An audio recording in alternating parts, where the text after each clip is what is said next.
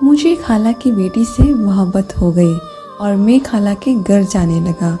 मुझे खाला वापस नहीं आने देती थी और रात में खाला के घर ही गुजारता था। खाला को जब पता चला कि मैं उनकी बेटी से मोहब्बत करता हूँ तो खाला ने मुझे अपने घर बुला लिया और जब सुबह आँख खुली तो खाला ने शोर मचा दिया कि मेरे भांजे ने मुझे पेट से कर दिया और मेरे अम्मी पापा को घर बुला लिया। मैंने कस्में खाई कि मैं खाला को हाथ तक नहीं लगाया, लेकिन कोई ना माना और खाला के टेस्ट करवाए। जब रिपोर्ट आई तो मेरा दिल फट गया, क्योंकि खाला तो मेरा नाम समीर है। मेरी अम्मी की एक छोटी बहन थी जिनका नाम हमने खाला जान रखा हुआ था। हम सब उन्हें प्यार से जानी या जान खाला कहते थे। वो बहुत ही ज़्यादा खूबसूरत थी, लेकिन फिर उनकी शादी बड़ी उम्र के मर्द से हो गई। वो शादी से बहुत ज़्यादा उदास थी। सारे खानदान को कहती थी कि मैं खुश नहीं हूँ, बड़ा ही मतलबी इंसान है, ये शादी करने के लायक ही नहीं था। खुदा ने उनको एक बेटी भी दी थी जो मुझसे 4 साल छोटी थी और उसके बाद उनका पति इस दुनिया में ना रहा, लेकिन उनके लिए बहुत सारी जायदाद ज़रूर छोड़ के गया था। अब उनकी बेटी नायरा 17 साल की हो चुकी थी और वो बहुत ही ज़्यादा खूबसूरत थी और मुझे बहुत अच्छी लगती थी। लेकिन मेरी माँ को ना तो अपनी बहन अच्छी लगती थी और ना ही मेरा वहाँ आना जाना। उनको नायरा भी अच्छी नहीं लगती थी। वो कहती थी कि मेरी बहन अजीब थी, उसने हमारे खानदान का सब नाम बदनाम कर दिया। पूरे खानदान की सबसे बिगड़ी हुई लड़की थी। ड्रामा में जाना चाहती थी क्योंकि बहुत ज़्यादा खूबसूरत थी, इसलिए सोचती थी कि मैं बहुत अच्छी हीरोइन बन सकती हूँ। एक बार तो इसी चक्कर में घर से भाग गई थी और मुंबई तक चली गई थी। वहाँ पर किसी स्टूडियो में बैठी ऑडिशन दे रही थी। जब पापा को ये सब पता चला तो वहीं से उसको थप्पड़ मार मार के उठा के लाए थे और उसके बाद कभी भी किसी ने भी उस पर भरोसा नहीं किया था और जल्दबाजी में ही उसकी शादी बड़ी उम्र के शख्स से करवा दी थी। ये हमारे खानदान की बड़ी रंगीन मिजाज और शौकीन किस्म की औरत थी। उसकी बेटी भी ऐसी ही होगी, इसलिए मम्मी कहती थी कि वो कभी नायरा का रिश्ता मेरे लिए नहीं मांग सकती। लेकिन मुझे नायरा बहुत अच्छी लगती थी, इसलिए मैं बहाने बहाने से खाला जान के घर जाता था। वैसे भी उनके घर में कोई मर्द होता नहीं था, बात तो बन जाती थी और वो मेरे पापा को कहती थी कि कोई मर्द नहीं है, इसलिए कभी कभी आ जाया करे। समीर को कहे कि हमारे घर में सो जाया करे, ताकि पता चलेगा कि घर में किसी मर्द का आना जाना है, नहीं तो हम 2 अकेली औरत यहाँ पर रहती है। यह ना हो कल कोई हमारे ऊपर हमला ही कर दे। दरअसल पापा के दिल में भी खाला जान के लिए भी थोड़ा प्यार मौजूद था, क्योंकि वह उनसे शादी करना चाहते थे और उन्होंने रिश्ता भी उन्हीं के लिए भेजा था। लेकिन खाला जान ने उनको रिजेक्ट कर दिया और फिर मम्मी की शादी उनसे करवा दी गई थी, इसलिए पापा उनकी बात से मना नहीं कर सकते थे।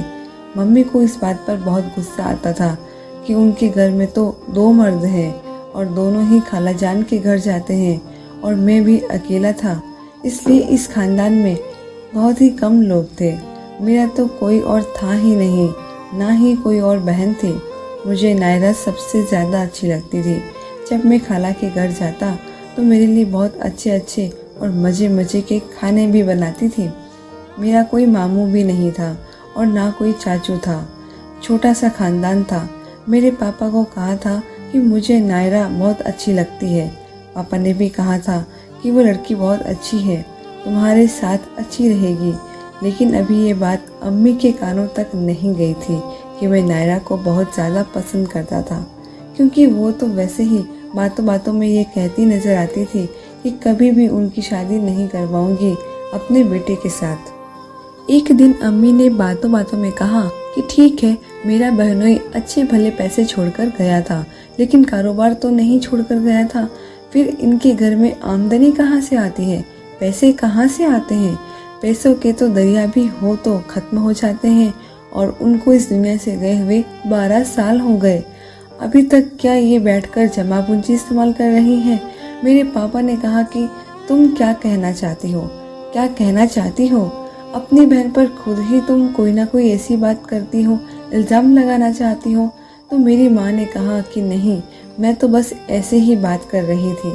खैर मुझे क्या, जहाँ से भी पैसे आते हैं। पापा ने कहा तुमसे तो नहीं मांगते हैं ना, जब तुमसे नहीं मांगते तो मैं क्या तकलीफ़ है। ये बात यहीं पर ख़त्म हो गई।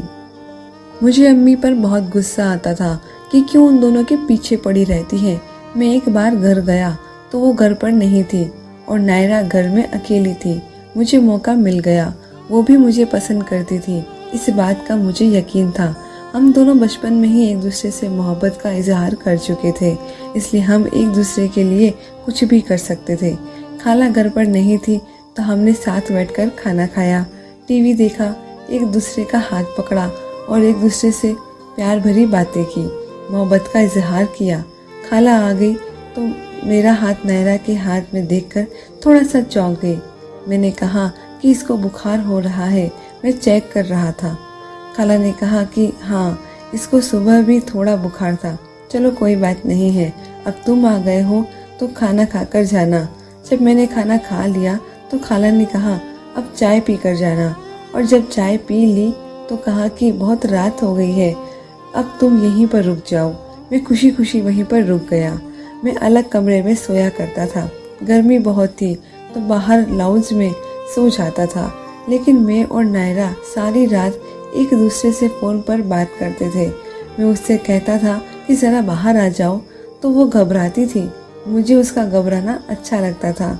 फिर वो पानी पीने के बहाने बाहर आ जाती, एक दूसरे को देखते रहते, फिर वो वापस चली जाती। तो मैं कुछ देर बाद उससे कहता कि किसी बहाने से बाहर आ जाओ, और रात इसी तरह गुजर जाती थी। हमारी मोहब्बत तो बहुत थी, पर इस घर में आना जाना था तो मुझे यह भी पता चलता रहता कि खाला रोज कहीं जाती थी और सुबह जाती, शाम को ही वापस आती थी। नायरा से पूछा था, वो कह देती थी कि सब्जी लेने गई है, बाजार गई है, दर्जी से कपड़े लेने गई हैं, बैंक से पैसे निकलवाने गई हैं। उसके बहुत बहाने होते थे, लेकिन खाला रोज ही कहीं ना कहीं जरूर जाती थी। एक रात खाला के घर में रुककर सुबह वापस आया तो अम्मी का उड़ता हुआ चप्पल मेरे मुंह पर लगकर जमीन पर गिर गया था। अम्मी ने कहा कि तुझे मना किया था उस घर में नहीं जाना, तो क्यों वहाँ चिपक जाता है। उन माँ बेटियों से दूर रह, मैं तुझे आखिरी बार कह रही हूँ। उस घर में वो लड़की रहती थी जिससे मोहब्बत करता था, पर मुझे अम्मी वहाँ जाने से रोकती थी तो मुझे बड़ा गुस्सा आता था। मुझे पता था अम्मी का तकलीफ क्या है। अम्मी की तकलीफ ये थी कि मम्मी बहुत ज़्यादा मोटी थी और खूबसूरत नहीं थी। मम्मी की जवानी की तस्वीरें खाला के घर में देखी थी मैंने। अम्मी में कोई खास खूबसूरती मुझे नज़र न आई, और खाला जान तो अभी भी इतनी खूबसूरत थी कि तो जवानी में तो वैसे भी किसी फिल्म की हीरोइन लगती होगी। इसीलिए मम्मी उनसे जला करती थी और बचपन से ही दोनों बहनों में बहुत नफरत थी। लेकिन मुझे तो अब डर लग रहा था कि कहीं यह नफरत मेरी मासूम मोहब्बत का गला ना घोट दे। लेकिन मैं भी सोच चुका था कि अगर नायरा से शादी करने के लिए मुझे अम्मी के खिलाफ जाना पड़ा तो ज़रूर जाऊंगा। और अब सोच रहा था कि कोई नौकरी कर लूं। जल्द ही मैं शादी की बात करने के बारे में सोच रहा था। वैसे भी पापा तो मेरे साथ ही थे। उन्होंने कहा था कि तुम फिक्र ना करो, मैं तुम्हारे साथ दूंगा। ये तो अलग बात है कि पापा के घर में अपनी मर्जी नहीं चलती थी, लेकिन फिर भी कम से कम पापा मेरे साथ थे। एक दिन मैं खाला के घर में दाखिल हो रहा था, तभी मैंने एक शख्स को वहां से निकलते हुए देखा। आज मैं शाम में आया था और शाम में इस शख्स का यहाँ क्या काम था। मैंने उसको बुलाने की कोशिश की, लेकिन उसने मेरी तरफ देखा भी नहीं और वहाँ से नजरें बचाकर चला गया।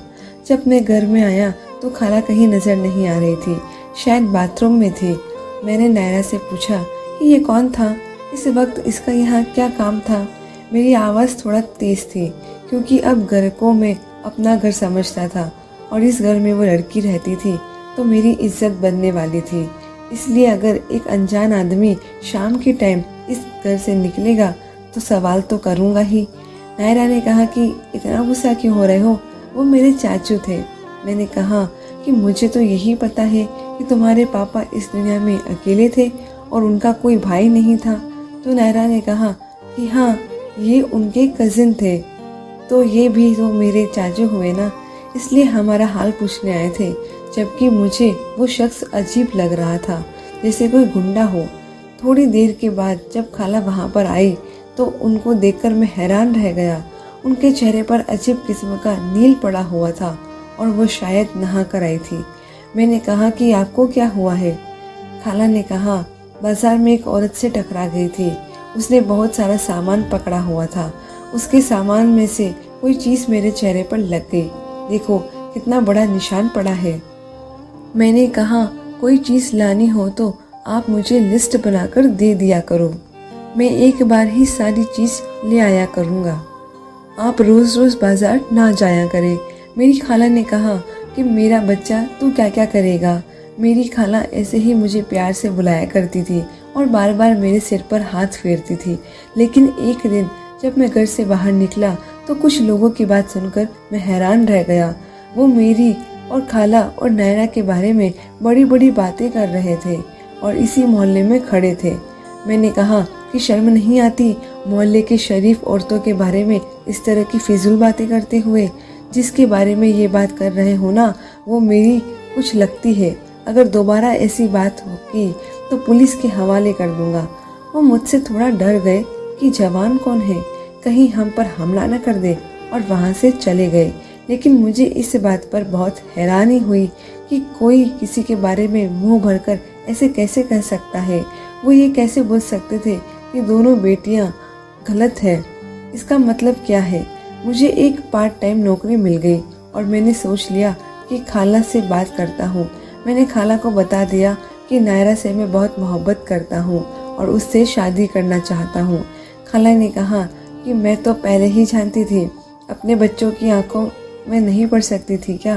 तुम्हारी उसकी मोहब्बत के बारे में तो मुझे पहले से ही पता है, और तुम्हारी जो ये नायरा है इससे भी सब कुछ बता दिया है। मुझे तो इस रिश्ते से कोई तकलीफ नहीं है।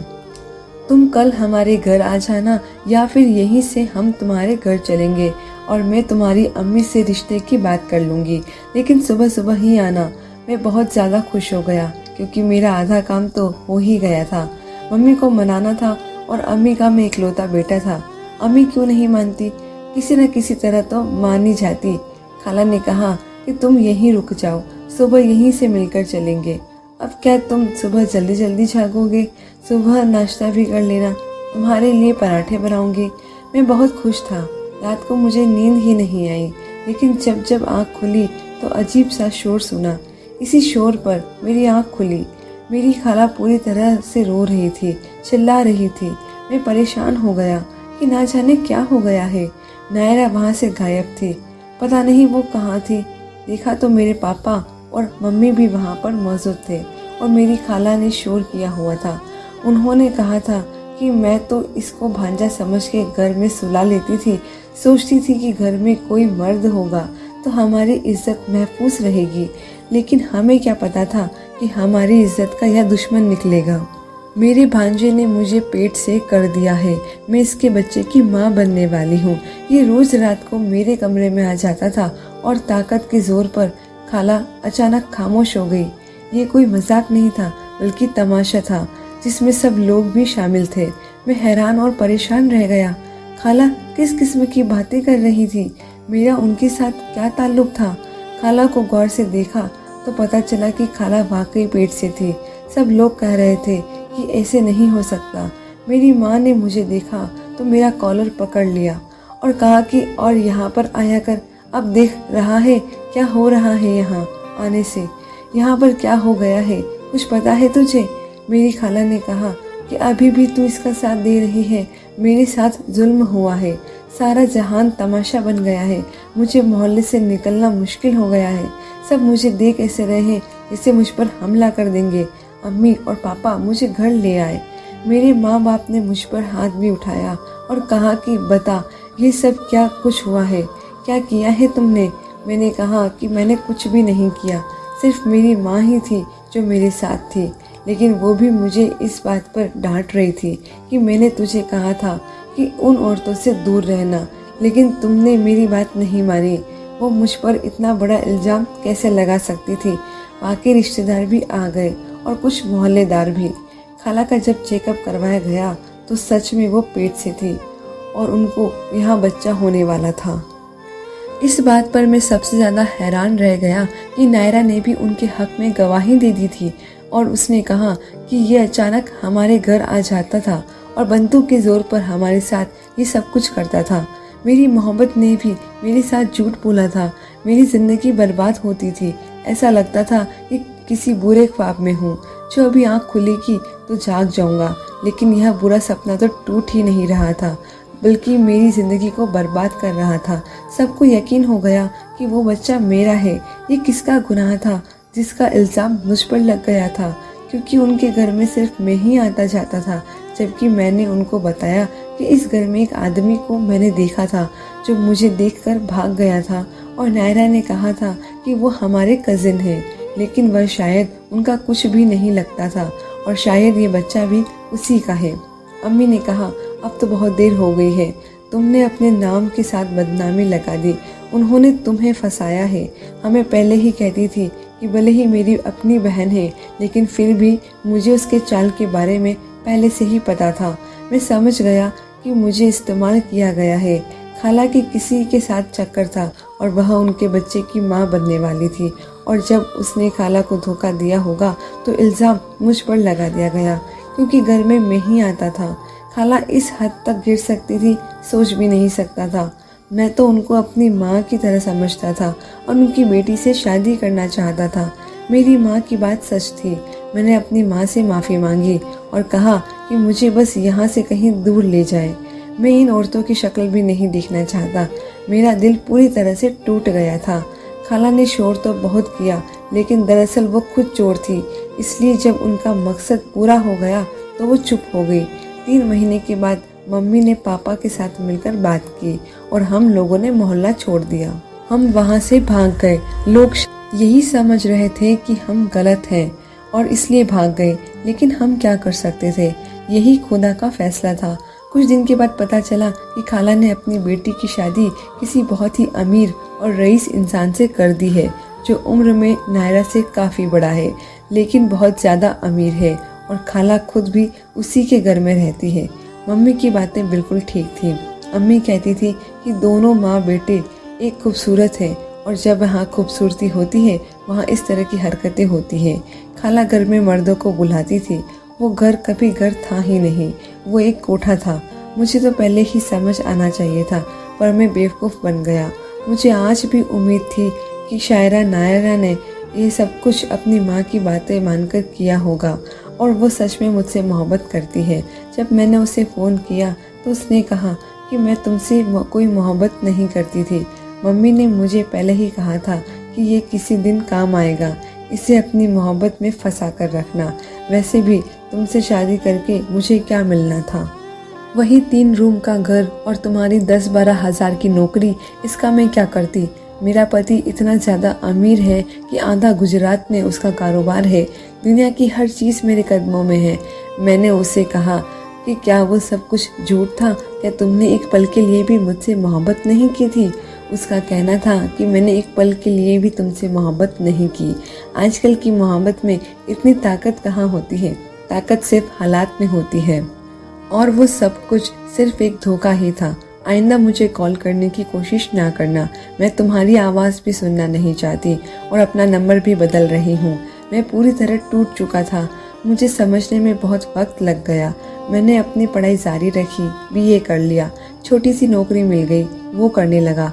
फिर अम्मी मेरी शादी की बात करती तो मैं गुस्सा हो जाता था, लेकिन फिर मुझे एक लड़की मिली जिसके साथ मैंने शादी कर ली। वो नायरा जितनी खूबसूरत तो नहीं थी, लेकिन वो बहुत वफादार और खिदमत गुजार थी। उसने मेरा दिल जीत लिया, और तकरीबन 7 साल के बाद हमें यह खबर मिली कि एक एक्सीडेंट में नायरा और खाला दोनों इस दुनिया से चली गई हैं। मुझे खुद को संभालने में, घर बसाने में, औलाद पैदा करने में और किसी और लड़की को अपने दिल में जगह देने में 7 साल ही लगे थे। और जिस दिन मैंने अपने आप को संभाल लिया, उसी दिन मेरा इंसाफ कर दिया गया था। उन्होंने मुझे बदनाम किया था। मुझे अपना शहर, अपना मोहल्ला, अपने दोस्त, सब कुछ बदलना पड़ा था। लेकिन फिर आखिर इंसाफ हो ही क्या। वो दोनों इस दुनिया से चली गई। उनकी दौलत उनको बचा न सकी। कहीं ना कहीं से इंसाफ हो ही जाता है। आसमान पर भी कोई बैठा है। वो सब कुछ देख रहा होता है। मैंने तो कुछ भी नहीं किया था। आज मेरी ज़िंदगी बहुत अच्छी है। मेरे पास एक वफादार बीवी और एक प्यारी सी बेटी है जिसके साथ मैं अपनी ज़िंदगी गुजार रहा हूँ। धन्यवाद दोस्तों।